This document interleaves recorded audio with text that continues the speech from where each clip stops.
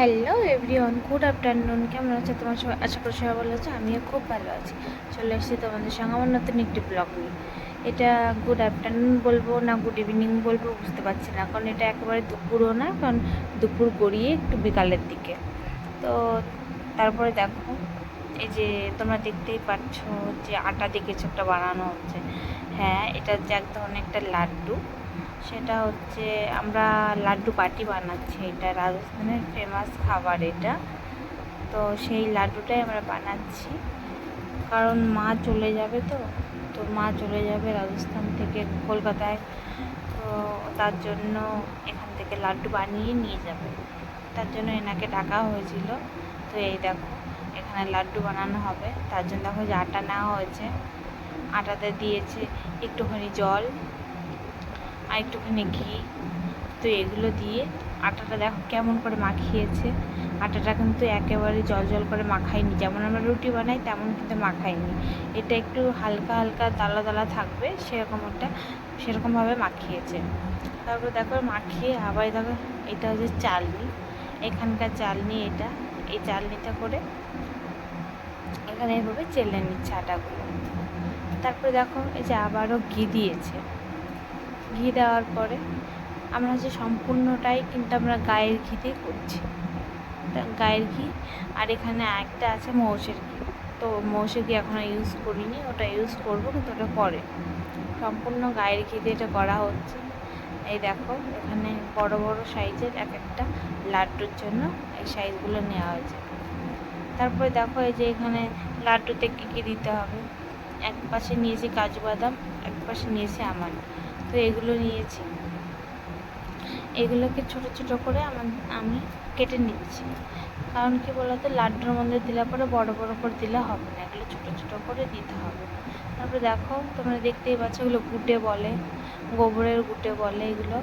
তো গোবরের গুটে এগুলোকে ভালো করে জ্বালানো হবে, জ্বালিয়ে যে ছাইটা বেরোবে, এই ছাইয়ের ওপরে এগুলো বানানো হবে, এই লাড্ডু বাটিটা। তো এটা হচ্ছে রাজস্থানের ফেমাস খাবার, তোমাদের আমি আগেই বলেছি। তোমরা এটা বাড়িতে ট্রাই করো, অবশ্যই ভালো লাগবে, কারণ নতুন যে কোনো জিনিস ট্রাই করতে সবারই ভালো লাগে। তার জন্য তোমাদের সঙ্গে এটা শেয়ার করলাম। রাজস্থানের খাবারটা এমন কোনো কঠোর কোনো কাজ না, দেখলেই তোমরা বুঝতে পারবে। আর তোমাদের সঙ্গে আমি সেইভাবেই শেয়ার করছি, যাতে তোমরা ভালোভাবে এটা বুঝতে পারো। তারপর দেখো, এক এক করে লাড্ডুগুলো এই ছাইয়ের মধ্যে দিয়ে দিচ্ছে। দেখতেই পাচ্ছ তোমরা জ্বলন্ত এটা। তো এটা দেখো এভাবে আস্তে আস্তে করে একটা একটা করে দিয়ে দিচ্ছে। এই বড়ো বড়োগুলো কী বলো তো, লাড্ডু। তারপর ছোটো ছোটোগুলো যেগুলো দেবে সেগুলো হচ্ছে বাটি। বাটি বলতে কেমন জানো? বাটি বলতে দেখো, বাটি আজকে আমি কী বলো তো, আজকে আমি আটা মেখেছিলাম রুটি করার জন্য। তো বাবা বললো রুটি করতে হবে না, তুই বাটি করা হোক। তাই তোমরা আটা মানে যেমন তোমরা রুটি বানাও যে আটাটা মাখো, ঠিক ওই রকম আটাই মাখবে। মাখার পরে এরকম জ্বলন্ত যে আগুন থাকবে, মানে ছাই থাকবে, তোমাদের উনানেও থাকতে পারে। সে উনানের ছাই উনান থেকে বের করে, উনানের যে মোহনটা থাকে, মানে সামনে যেখান দিয়ে তোমরা জ্বালানি মানে ঝালো, যেখানে আগুনটা ধরানো হয় উনানের মধ্যে যায়, তো সেই মোহনের সামনে তোমরা নিয়ে এসে ছাইটা, গরম ছাইটা মোহনের সামনে নিয়ে এসে এভাবে তোমরা রাখতে পারো। তারপর দেখো এক পিঠ হয়ে গেছে, পরের পিঠটা এরকম করে আবার এরকম সেঁকে নেবে। তো দেখো যে আমাদের শাঁকা হয়ে গেছে, উপর থেকে যে ছ্যাঁকা হয়ে গেছিলো, উপর থেকে যে কালো কালো ছ্যাঁকাগুলো, তো শাঁকার পরে সেগুলো ফেলে দিচ্ছে, কারণ লাড্ডুগুলো শাঁকা হয়ে গেছে।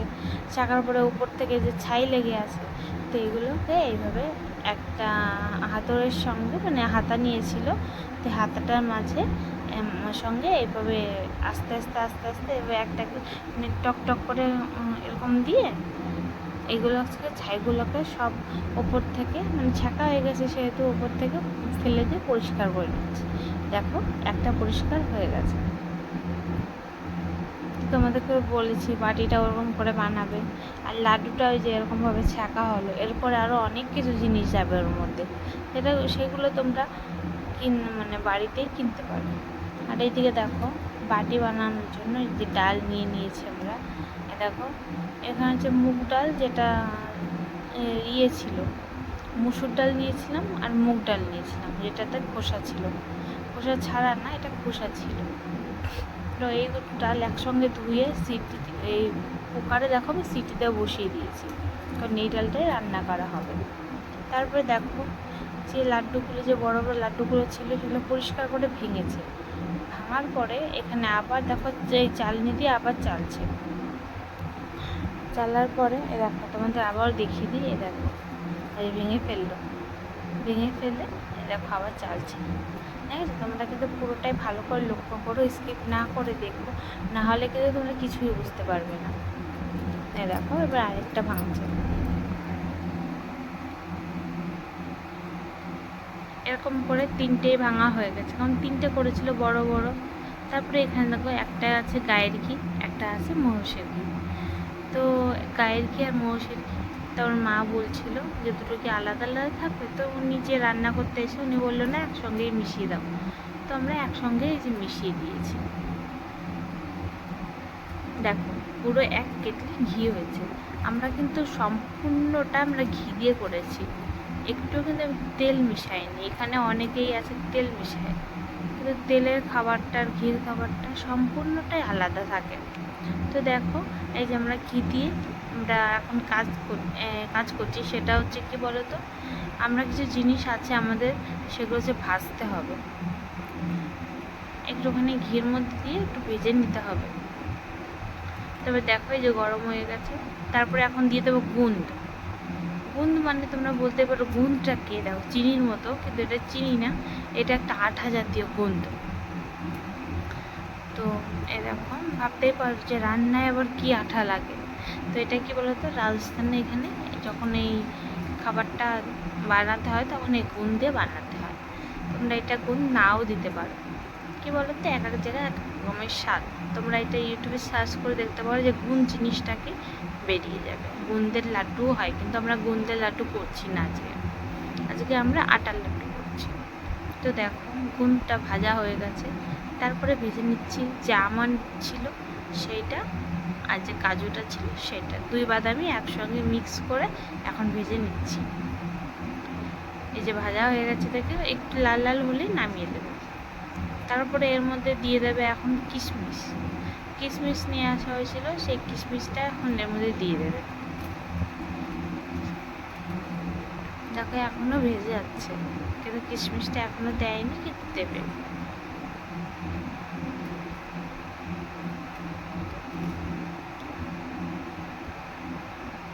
ওই দেখো এই যে কিশমিশ দিয়ে দিল, এবার কিশমিশটাও আস্তে আস্তে ভেজে নেবে। তোমরা কি বলতো, রাজস্থানের খাবারগুলো এখনও তোমরা পুরোটা জানা যায় না, কে কে জানো, কিন্তু আমি আমার সঙ্গে ভিডিও থাকতে তোমরা সবাই জেনে যাবে রাজস্থানে কী কী খাবার পাওয়া যায়, কী কী খাবার বানায়, কেমন রাজস্থান ব্যাপারটা সব জেনে যাবে। তারপরে দেখো এগুলো যেগুলো ভেজে ভেজে নিয়ে এসেছিলো সেগুলো এই লাড্ডুর যে আটাটা ছিল সেই আটার মধ্যে দিয়ে দিলাম। তারপরে যে গুঁড়ো দিয়ে দিলাম, সব একসঙ্গে দিয়ে এখন এটাকে ভালোভাবে আটার মধ্যে দিয়ে মিশিয়ে নেবে। দেখেছো তোমরা, দেখতেই পাচ্ছ কেমন করে মিশাচ্ছে। কি বলো তো, এটা গরম তো প্রচণ্ড, ওই জন্য আলাদা আলাদা করে নিয়ে নিল, ওনার সুবিধার জন্য উনি নিয়ে নিয়েছেন। আর তোমরা ভাবতেই পারো যে 2 হাত দিয়ে এখানে কীভাবে মাখায়, তাই না? কী বলতো, এখানকার খাবার কাজ বাজ সব এরকমই। এরা এখানে যত খাবার বানায় এরা 2 হাত দিয়েই বানায়। কারণ কী বলতো, এক জায়গায় এক এক জায়গায় এক এক রকমের ব্যাপার, তাই না? তারপরে দেখো এখানে এই যে সুগার পাউডার ছিল, সেই সুগার পাউডারটা দিয়ে দিয়েছে। সুগার পাউডার না দিলে তো মিষ্টি হবে না, তো সুগার পাউডারটা দিয়ে এই যে আবার মিশিয়ে নিচ্ছে। তোমাদের কাছে কিন্তু এমন কোনো খারাপ বা কষ্টের কোনো কাজ আমি দেখাচ্ছি না, এটা তোমরা নিজেও বাড়িতে ট্রাই করতে পারো, খুবই খেতে সুস্বাদু লাগে, অবশ্যই ট্রাই করো। তবে দেখো যে লাড্ডু হয়ে গেছে, দেখেছো, এভাবে বানিয়ে নিচ্ছে। ঘি দিয়েছিল কিন্তু পরে আবার, সেটা আমি বলিনি, আমি দেখিয়ে দিয়েছি, এবার আবার বলে দিচ্ছি। ঘি দিয়ে দেখো আবার মাখিয়েছি। তুমি এর মধ্যে যত ঘি দেবে তোমার স্বাদ আর অন্যরকম লাগবে। তারপরে দেখো এই যে টমেটো দিয়ে, তারপরে এখানকে যে বড় লঙ্কা আছে সেই লঙ্কা দিয়ে, রসুন দিয়ে আরেকটা পদ আমি বানাচ্ছি। মা নিয়ে যাবে, ওই জন্য এই কাজগুলো আমি এগিয়ে রাখছি। কারণ কী বলতো, কাল 9টার দিকে মা বেরোবে, তাই আমাদের টাইম হবে না যে আমরা কাল সকাল সকাল উঠে এত কিছু বানিয়ে মাকে খাবার প্যাকিং করে মাকে পাঠিয়ে দেবো। তার জন্য কিছু কিছু কাজ আমরা এগিয়ে রাখছি রাত্রে, যাতে কালকে কোনো অসুবিধা না হয়। তারপরে দেখো, আমরা বলেছিলাম যে ডাল রান্না করবে, তো ডাল রান্না করবে তার জন্য এখানে দেখো ফোড়ন দিয়েছে। তো এই ডালটা ফোড়নটা আমি তোমাদের অন্য একদিন ভালো করে দেখিয়ে দেবো, ভালোভাবে বুঝিয়ে দেবো। এখন কি বলতে, নইলে এই ভিডিওটা অনেক বড় হয়ে যাবে, সেই জন্য আর আমি ডালটা ভালোভাবে দেখাতে পারছি না। এই টুকটাক করে তোমাদের দেখিয়ে দিচ্ছি, মানে কাজের ফাঁকে ফাঁকে একটু ব্যস্ত আছি, তো কাজের ফাঁকে ফাঁকে দেখিয়ে দিয়েছি। তারপর তো কি যে মশলা, এটা হচ্ছে মশলা করেছে। এই দেখো মশলা, এখনও ডাল দেয়ই নেই, শুধু মশলা। আর এখানে দেখো এই ভগোনাগুলোই রান্না করে, এখানে কড়াইতে রান্না করে না। তারপরে দেখো এই দেখো ডাল, এই দেখো বাটি, এই যে হচ্ছে বাটি, তোমাদের বলেছিলাম না যে বাটি, ছোট্ট ছোট্ট বাটি, এই দেখো বাটি, এরকম কড়াক করে বাটি নিতে হবে, এরকম বানিয়ে নিতে হবে। এর টেস্ট যা সুন্দর লাগে, তোমরা না খেলে বুঝতে পারবে না, এত সুন্দর লাগে। ফেমাস খাবার বললাম না, রাজস্থানের ফেমাস খাবার লাড্ডু বাটি, তোমরা অবশ্যই ইউটিউবে সার্চ করে দেখো, এটা বেরিয়ে যাবে। আর বাড়িতে অবশ্যই একবার হলে একবার ট্রাই করো, খুব সুন্দর। তবে দেখো আমি এই যে খেতে বসে গেছি, প্রথমে বাটিটা নিলাম, বাটিটা নিয়ে তারপরে এই যে ডাল ভরিয়ে তারপরে আমি এই যে খাচ্ছি। তোমরা ভাবতেই পারো বাটি আবার কেমন খাবার জিনিস, বাটি হয় নাকি, কী বলতো, এর নামটাই হচ্ছে বাটি, এই জন্য একে বাটি বলতে হবে। বাটিটা খুবই সুন্দর টেস্ট লাগে খেতে, এর মধ্যে লেবু দিয়ে খেলে আরও ভালো লাগে। যেহেতু আমার কাছে এখন লেবু নেই, তার জন্য শুধু আমার এই ডাল দিয়ে খেতে হচ্ছে। তোমাদের ভালো করে তোমাদের দেখিয়ে দিচ্ছে, খুব সুন্দর রয়েছে।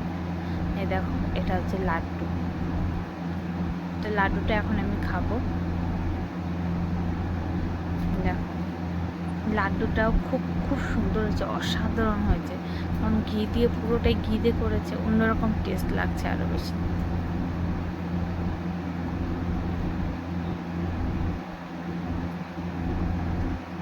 তোমরা কিন্তু বাড়িতে বানিয়ে খেও, তোমাদের আমি আবারও বলছি, এই স্বাদ যতক্ষণ তোমরা না খাবে ততক্ষণ তোমরা বুঝতে পারবে না। সবটাই তো তোমাদের দেখিয়ে দিয়েছি না, এমন তো কোনো কিছু নেই এর মধ্যে যে বাইরের থেকে আনা লাগবে, সবই তোমাদের কাছে পিঠে যদি কোনো দোকান থাকে দোকানেই পাওয়া যাবে, সব নিজেদের কাছেই পাওয়া মানে থাকে, এইসব সবসময় সবার ঘরেই থাকে এগুলো। তো তোমরা অবশ্যই এটা বাড়িতে ট্রাই করো, খুবই ভালো লাগবে খেতে, না খেলে তো বুঝতে পারবে না রাজস্থানের খাবার কেমন। আমি তো দেখো খাচ্ছি আর এত সুন্দর মনে হচ্ছে যে, আর এটা কিন্তু অনেকদিন পরে খাচ্ছি, তো ওই আর মা চলে যাবে ওই জন্যই বানানো, নাহলে বানানো হতো না। তো এত সুন্দর লাগছে খেতে, ও মধু মধু লাগছে। তারপরে দেখো এই যে পরের দিনকার সকালকার ভিডিও, এটা মার বেডিং গোছানো হয়ে গেছে। এই মানে দুটো বেডিং হয়েছে, একটা জলের ব্যাগ হয়েছে, একটা হচ্ছে খাবারের জন্য গিয়েছে বেডিং, আর এটা হচ্ছে ওনাদের লাগেজ, আর একটা হচ্ছে এই যে জলের বোতলের ব্যাগ, মানে মোট 3টে ব্যাগ হয়েছে। তারপরে দেখো এই যে খাবারগুলো প্যাকিং হয়ে গেছে, এটাতে হয়েছে, এটাতে হয়েছে,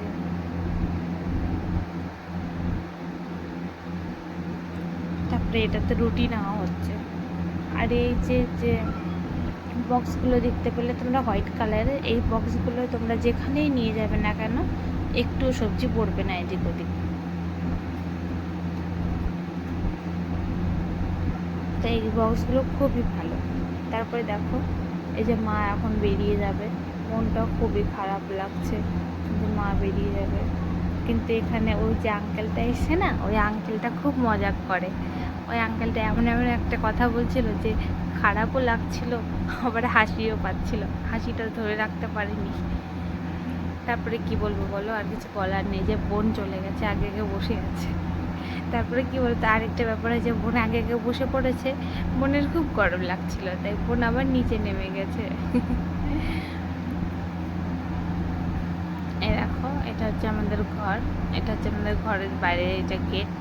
আর এই দেখো মা এখানে বেরিয়ে যাবে, তাই এখানে প্রণাম করে নিচ্ছে।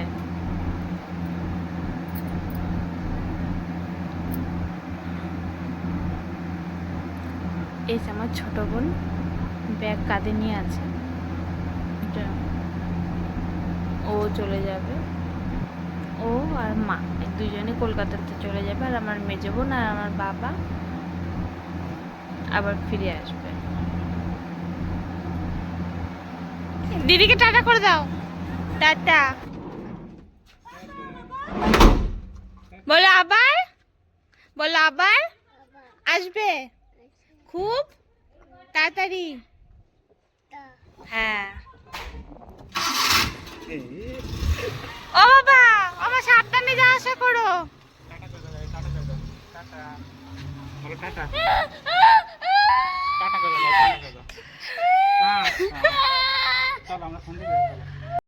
তো গাইস দেখো, মা বাবা এরা তো সবাই চলে গেল, আমরা রাস্তা থেকে এগিয়ে দিয়ে এসেছি, মানে আমাদের গেট থেকে এগিয়ে দিয়ে এসেছি, তারপরে ওনারা সবাই চলে গেছে, তারপরে আমরা বাইরে ভেতরে চলে এসেছি, বাড়ির ভেতরে।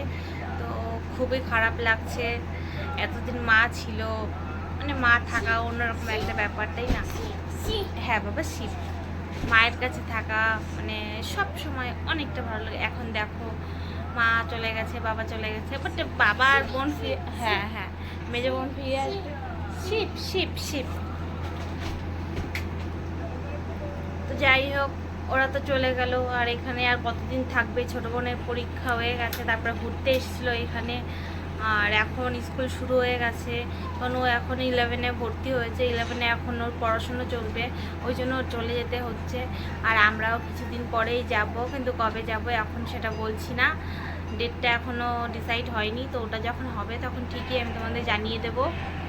তো আর কি বলবো, আর কিছু বলার নেই, এই পর্যন্তই ভিডিওটা। ফিরে আসছি নেক্সট কোনো ব্লগ নিয়ে, সবাই সাবধান থেকো, সুস্থ থেকো, বাই বাই, টাটা।